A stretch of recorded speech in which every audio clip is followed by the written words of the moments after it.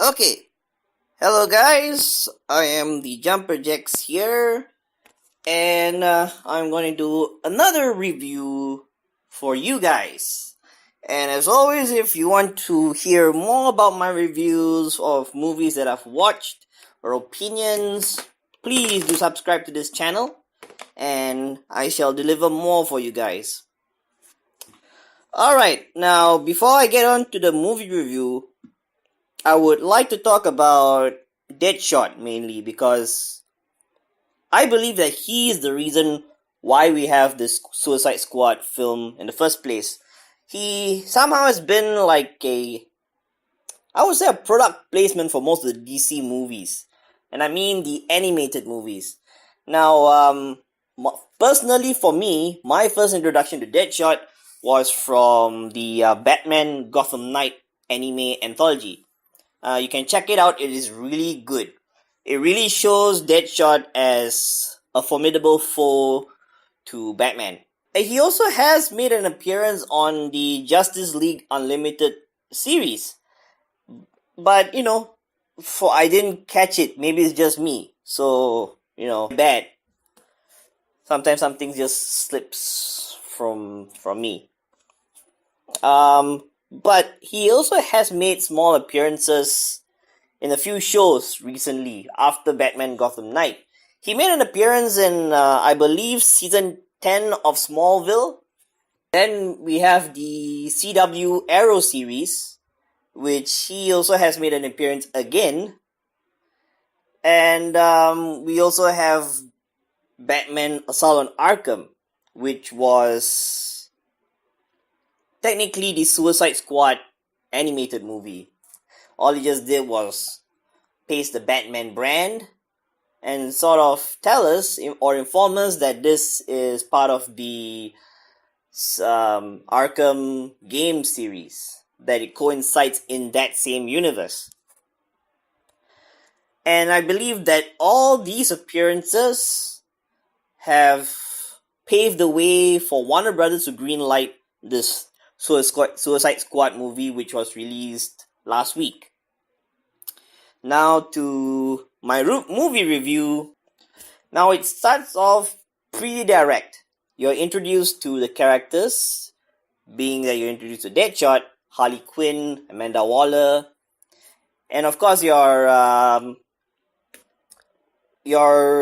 also being informed that this is right after the aftermath of in Batman v Superman, whereby Superman is dead and everyone mourns for that reason because they've lost this savior.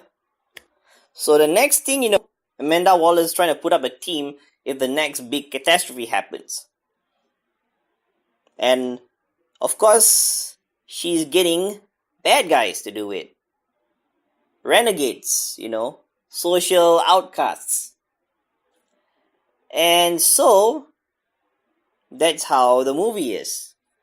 Now, this is in spoiler territories, as it was quite surprising because normally trailers would give you the lowdown of the film within a minute or two. This one didn't. We were hoping that, you're seeing most of the Suicide Squad, then you're seeing the Joker there, and you probably think that maybe Joker has something big on this, at least that's what the trailer tells you. But no. Instead, we have the Enchantress, who is actually part of the Suicide Squad team, becoming the villain and wanting to take over the world. So that was surprising. That really just took me aback, in a good way, of course. So as always, like any plot, the Suicide Squad comes in and saves the day. You got your characters dead. Like I said, Deadshot, Harley Quinn, you got Slipknot, Captain Boomerang, Killer Croc, and Rick Flag, who leads this team to do their mission. And of course, if they screw up, they are executed on the spot. Very harsh. I'll talk about the what really didn't sit well for me with this movie. And the first one, of course, would be characters. The character of Killer Croc Captain Boomerang and Slipknot was not delved into at all. Captain Boomerang being that he just had a small feud with the Flash, as it was shown in the movie, and that he's a comic relief. It's quite surprising. He's played by Jai Courtney, and so far the last role I've seen him was in Terminator Genesis. So when I watched this, I was like, yeah, I can sit with this. But again, like I said, it's his character was not delved well. It was just, like I said, he's a comic relief, and it didn't show anything of his past. Then you have Killer Croc, who, for me, I guess those who are Batman fans would know that he is one of the rogues in Batman's list of villains. So I guess they didn't really bother because, he's a Batman villain, so he should have a fan base already. Maybe that's why. Then Slipknot, who, again, spoiler alert, dies as soon as he appears. Or, just about, let's say, 10 minutes after he appears. So there's no backstory there. Yeah, that's one of my gripes with the film, that they didn't give enough time for the other characters to show themselves for who they are, what they are, what's their on how they got into this mess. Secondly, my gripe would be the Joker. Obviously he's a fan favorite villain in Batman's list of villains. He was played by Heath Ledger, Jack Nicholson. Luke Skywalker himself voiced him in multiple movies and multiple shows. But this one by Jared Leto I felt seemed wasted. Being that I'm guessing that they had, as it is reported, that they had taken so many shots with him, but only used very little. It kind of misleads me from what seemed like it was supposed to be showing, that the Joker was the main bad guy here. Unfortunately, he's just a side show, I guess. Yeah.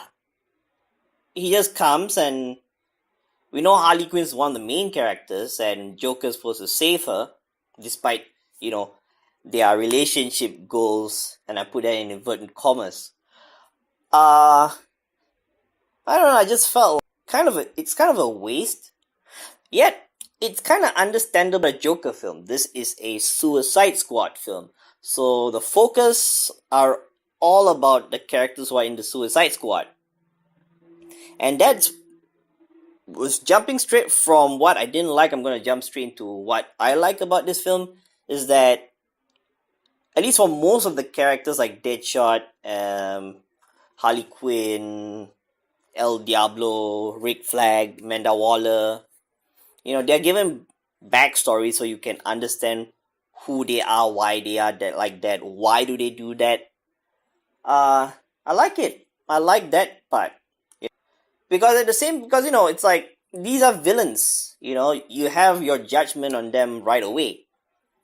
But once you know from where they come from, you sort of understand them, and that's what I like about this film, that it has a heart in it, compared to Batman v Superman, whereby, for me, Batman v Superman was more like a football match that was waiting to happen. Then I would also like to compare it, the Guardians of the Galaxy, because there's lots of songs from pop culture. You have the Bohemian Rhapsody, you have the and I felt like that was a good touch to it, But as far as Suicide Squad, it is far more. There's more fun, actually. It's a fun ride. Come think about it, you have Batman and v Superman having very dark colors. This has bright colors. It's like a disco ball. You're watching one huge 2 hours disco ball turning around with colors, but you've still got the action, you still got the story, you still got some form of romance, a chemical romance, no pun intended. So the whole movie was actually a fun ride, you know. I didn't mind it, I actually enjoyed it. Like I said, it had heart. And for me, that's what matters to me, and that what I feel makes a movie enjoyable. So yeah, and that concludes my review of the Suicide Squad. If you'd like to hear more about any upcoming movies that I have thoughts on, please do subscribe to this channel, and I shall see you in the next video. Adios, amigos.